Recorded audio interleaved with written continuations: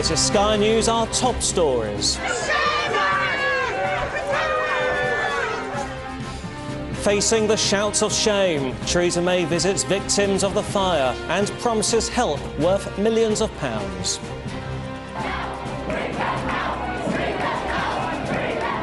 "70 people are now missing, feared dead, as protesters target the authorities." Good morning, welcome to Sky News. Theresa May has promised £5 million to help those made homeless by the Grenfell Tower fire after facing jeers as she arrived in West London. Sky News understands at least 70 people are now missing, feared dead after the fire, and the authorities face the increasing anger of residents on Friday. Sky's political editor Faisal Islam has this report on a Prime Minister under pressure to help the victims. In other news, the UK's Prime Minister has apologised to Tory MPs for leading them into an election in which the party lost its majority in Parliament. In a message of contrition, she told them, "I got us into this mess, I'll get us out of it."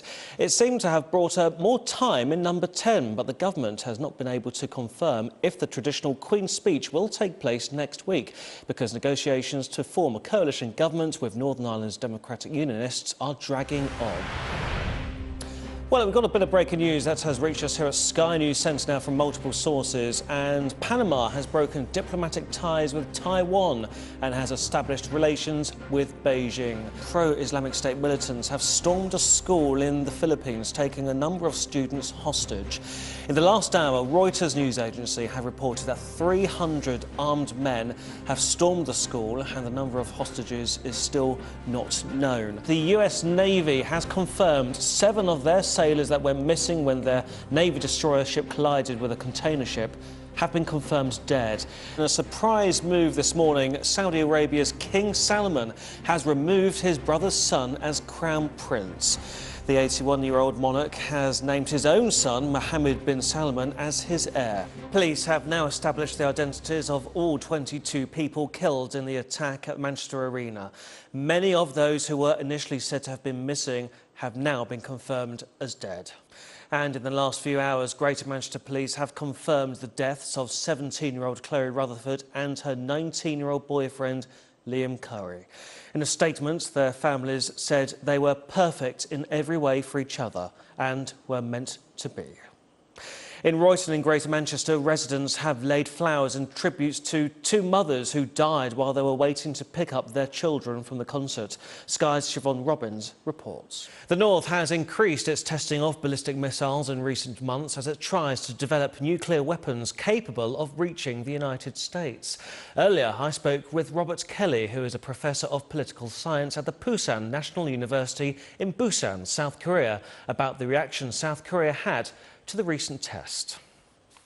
This is now the 3rd week in a row the North Koreans have done this. During his election campaign, Donald Trump consistently called climate change a hoax and an American jobs killer. Now, as president, he has confirmed America is withdrawing from the historic 2015 Paris Climate Agreement, despite international pressure not to leave. Good morning. Thanks Good morning. So I've had a quick browse of Twitter, as you do. There's quite a bit of noise towards this. You're a national embarrassment. That's what some people are tweeting. Do you concur? Well, I don't know if I would use those words. Even China are calling the withdrawal a global setback. Is this another sign that the US world power is diminishing under President Trump? It absolutely is. President Donald Trump is making his first visit to Camp David this Father's Day.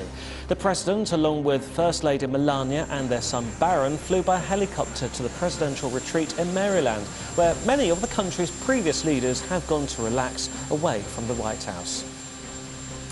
French President Emmanuel Macron is set to win a landslide majority in today's final round of parliamentary elections. Despite voter turnout expected to be low, Macron is expected to take up to 80% of the seats, according to pollsters. Italy's Coast Guard rescued around 800 migrants from rubber boats in the Mediterranean on Saturday. This footage captured by the Coast Guard shows the desperate scramble for safety. More than 60,000 migrants have crossed the route from Libya to Italy so far this year.